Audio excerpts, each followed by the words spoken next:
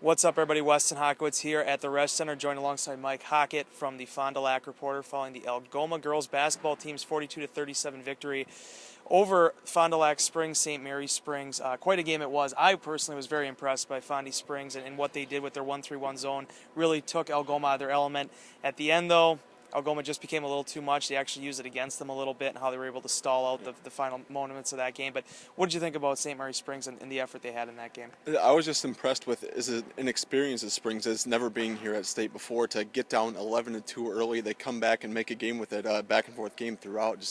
I thought they showed a lot of mettle, kind of competing with Algoma right throughout to the end. Mike, what can you say about those bigs? I mean, that was really what impressed me the most. I think 6'2", 5'11", seemed like that size in the middle of that defense, also down low in the post, really made a difference for the Ledgers.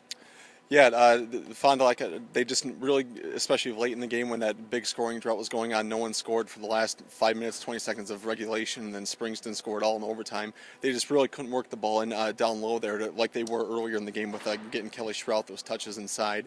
And Algoma kind of showed it, that experience kind of showed it down the stretch, being a little bit stronger towards the end there. The way Algoma started out, they got on that 7-0 run, a lot of turnovers. I think it was 6 turnovers in 7 possessions for Fondy Springs. Seemed like that might be a little bit of that first jitters being at stake compared to a team that obviously was a defending state champion. Yeah, and I think Coach Mitch Reddick touched on that he kind of expected there to be a little jitters out of the gate. But they rebounded well from that, and they played them right to the end. Just couldn't get those few extra possessions down the stretch that they needed to convert on.